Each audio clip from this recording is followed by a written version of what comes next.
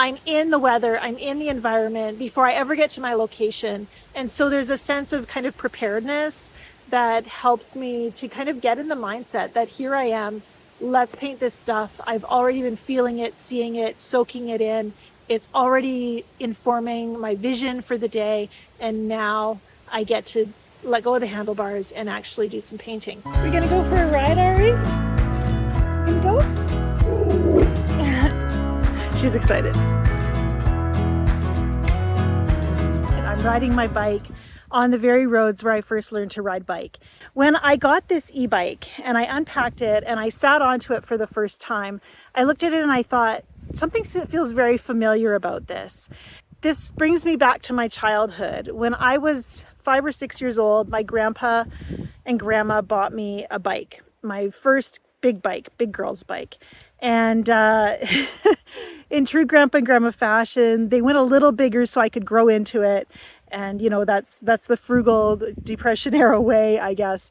And I had a full-size adult cruiser. And at 6 years old, I was tall for my age, but I had to put a foot on the pedal, get a running start, and then leap into the saddle. And that was how I learned to ride bike. And my grandma and grandpa lived about 2 miles from me on one of these country grid roads. And so I would, when I wanted to go for a ride, I would phone my grandma on our little rotary dial phone and let her know I was all set to go. And then I would ride a mile down the road to the stop sign, and she would have jumped on her bike, also a cruiser, and ridden a mile to meet me. And then we would ride back to her house together. And I felt like such a big girl, a grown-up girl, riding these little country roads to meet my grandma. We were the only people who lived on our road, and all around me was family, relatives, grandparents, and so this is my home. And I'm very fortunate to live about an hour from our original family farm now, and I could bring my bike out here and ride these country roads again. And it just feels so special and nostalgic to be here. And I love that I get to show a little bit of that to you while I ride my bike on these same roads. Now, I have to mention, because I know somebody's going to comment and say, Angela, where is your helmet? I forgot it. I had it in my hand and somehow I didn't leave the house with it. We're going to be safe, we're going to be careful, and we are not going to meet any other cars on this particular road, which is a private road. So I'm being just as safe as I know how to be. I mean, in the 80s, who wore a helmet? so I'm here helmetless. And maybe it's just a part of that nostalgic journey is, getting in touch with my roots. And I wanted to tell you about this because it's so important to me as I think about my art journey. Over and over again, I keep coming back to who I was as a little girl. What I cared about, where I spent my time, and what I was interested in. And somehow I'm still that same person. I'm still that same little girl, exploring, spending time in nature, trying to notice and care about little things. And I still feel very connected to these roots. And so I think there's a sense of kind of the wholeness of the art life in that interconnectedness of who I was, who I am now, who I want to become. And especially because who I want to become means not losing sight of where I've come from, who I've been, and what has always been important to me. There's something in this carrying of home and history that is resonant for my art practice. And even a little thing like a bicycle can just awaken something that maybe was a little bit dormant for a while, a little bit forgotten, and bring that past back into the present, into outside of time. It's just all still happening.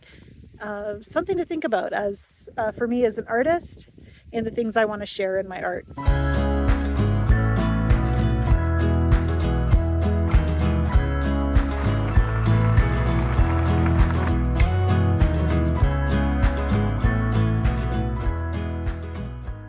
So I did make one little modification to my bike so far, and that is just this over here. I took some of that non-slip padding and just wrapped it with some zip ties around the back rack here. And the reason I did that is so that I can put my palette on here and paint and use this as a little table, and it won't slip off as easily. I'll show you that in a few minutes.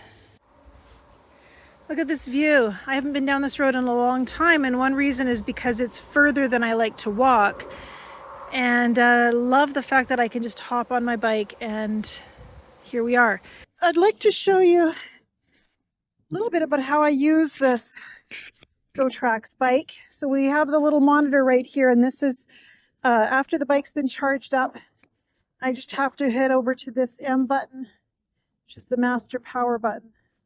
Press it for 2 seconds and my bike screen comes active. And from here, right now it's set at power assist at 0, which means it is fully manual. If I pedal, it's all me doing the work, just like a regular bike.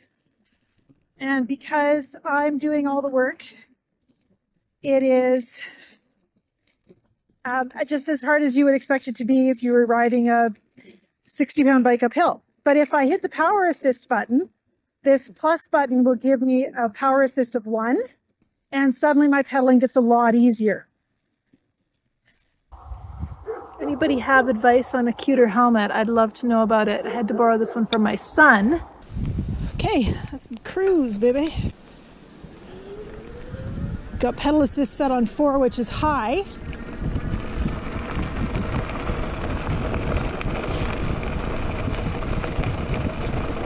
I'm going to put the brakes on. And the power assist activates when I'm active.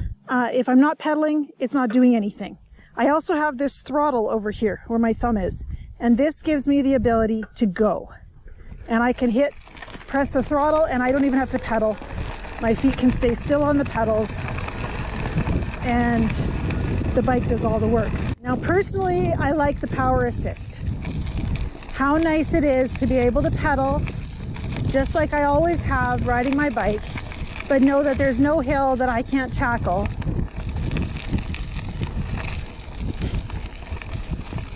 I can just go. If the hills get a little steeper, if it's a little harder to work, then we increase our power assist, maybe up to 2. It goes all the way up to 5. I do also have gears on this side and a bell. Okay, let's put it on power assist of 3. And this time we're just going to hit the throttle and start from fully stopped.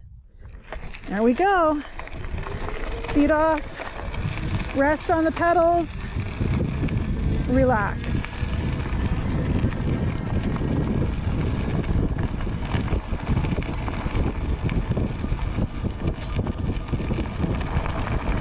So this is somewhere where I would ordinarily never go on my own. And I think, we're at the end of a maintained public road. And so I've been here with my husband. We're on the ATV side by side. But to come here all by myself and just to enjoy the beauty and just me and the wind, I'm going to go down a little further and see if I can find a spot to stop and paint.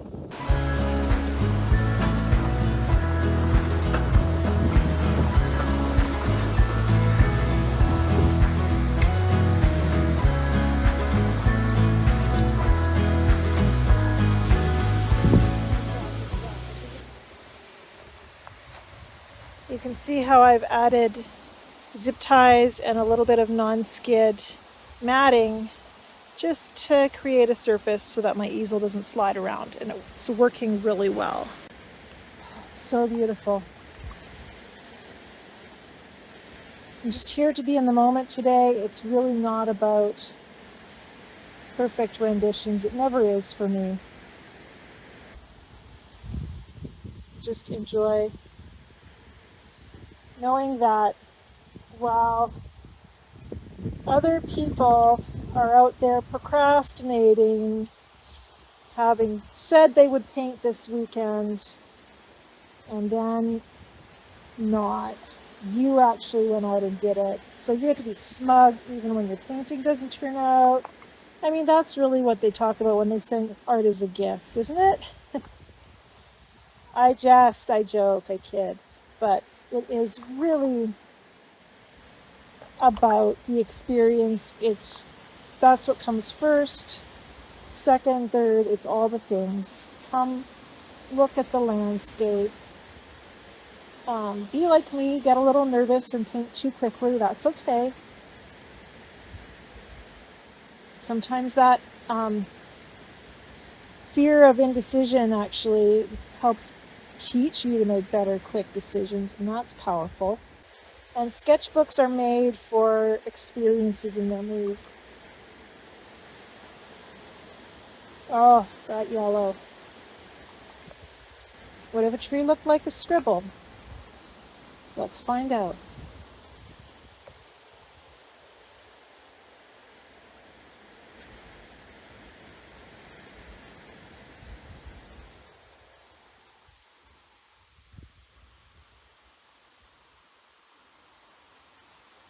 Whenever I get a little bit intense, I remind myself that this is play and I do something wild. Spatter, maybe fling a little paint, use an unpredictable, unrealistic color. It might not look like the landscape that I'm in, but it makes me want to be there.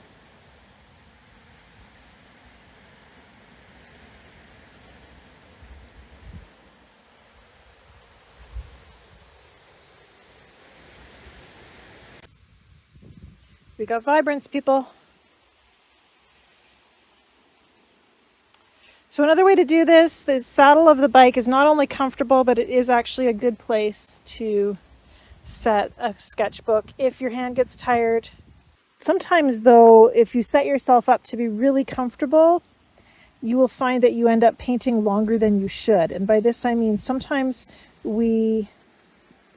the more we work a painting, the more likely we are to overwork a painting.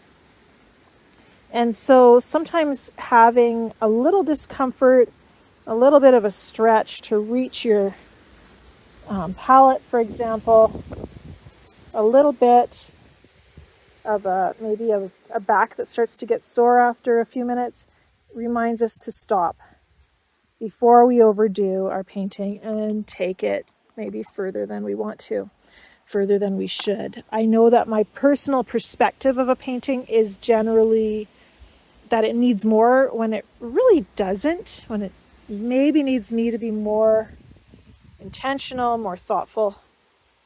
And so that's something I think about when I set up for painting, not to get too comfortable, not to work too long. This is a vanishing point there. We're going to draw a box around it just to be super obvious. It's a game I've been playing with myself. How childish can I be? How maybe silly how silly can I be approaching this subject? And things like going, oh, thing over here, draw a box around it. For some reason, that just makes me feel subversively joyful. Inner child. I brought my inner child here on my bicycle. I think about bikes as being something from my past, and that's something that tells me who I am in the context of who I used to be. And, you know, working with crayons in my paintings, that does that too. It reminds me of the child I was who started painting with a childlike joy. And, you know, when you're a little kid, you never think about galleries or art as a business or how to price your paintings.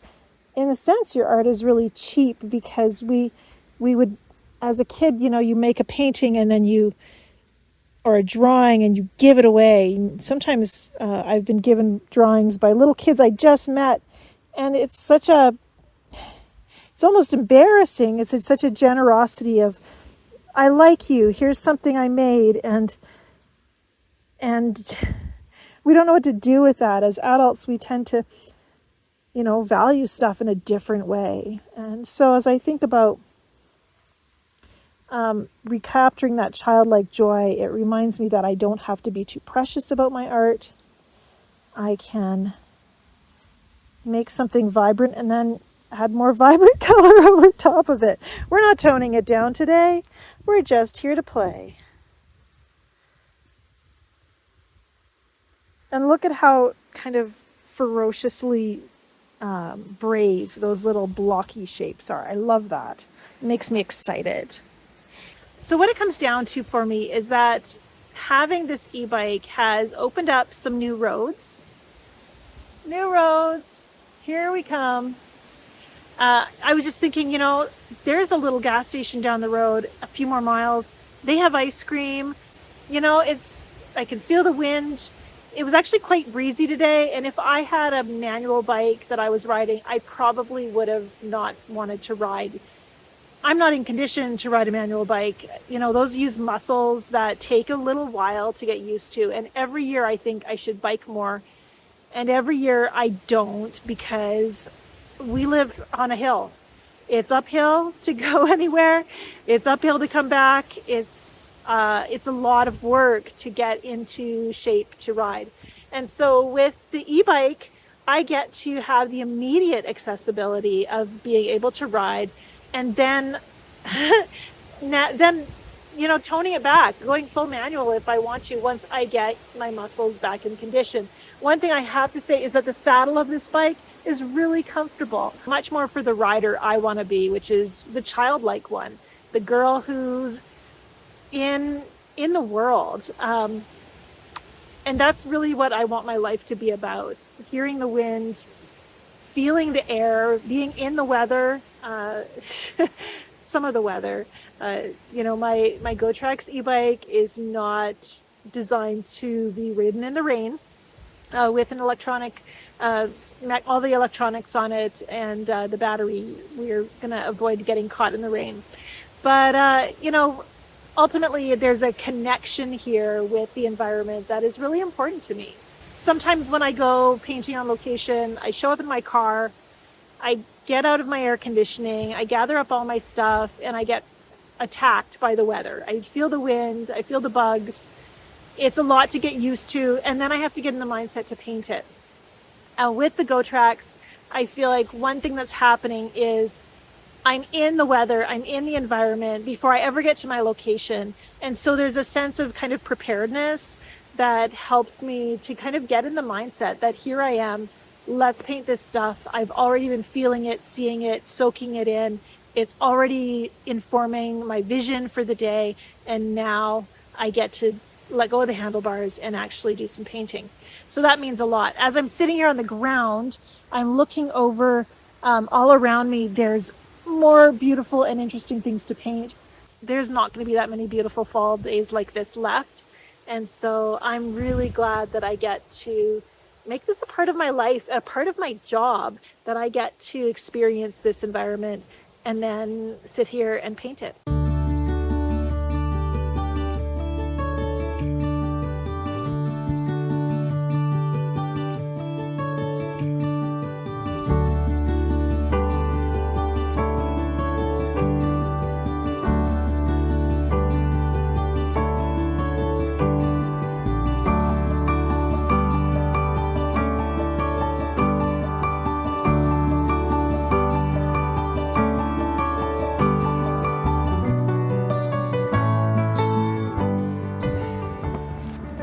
On the way home.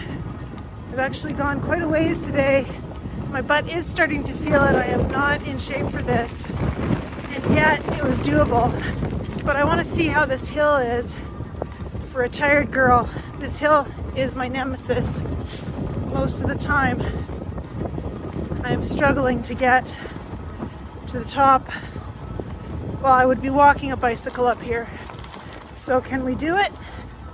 Oh, I think we can. We're just coming to the steepest part. Once we hit the pavement, that's where it ramps up a bit. I'm gonna drop a gear. And we're gonna let the pedal assist help. Here, it's set on 5.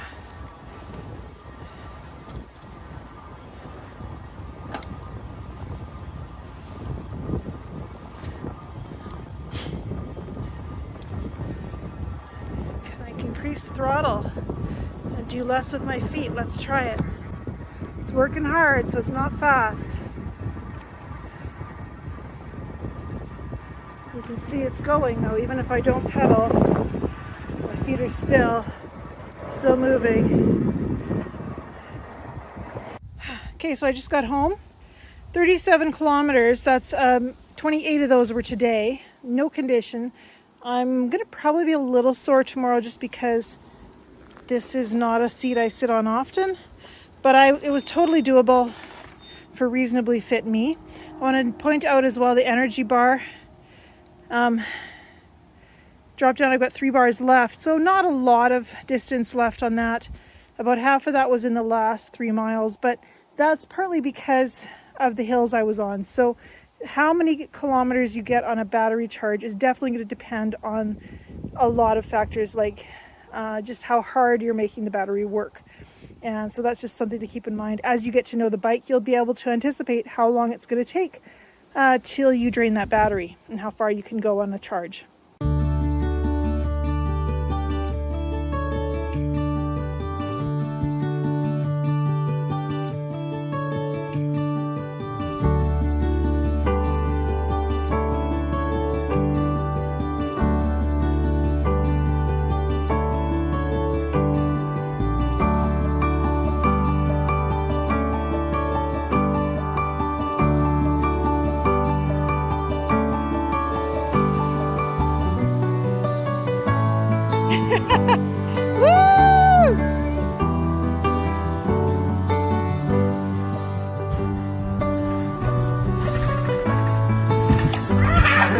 Woo!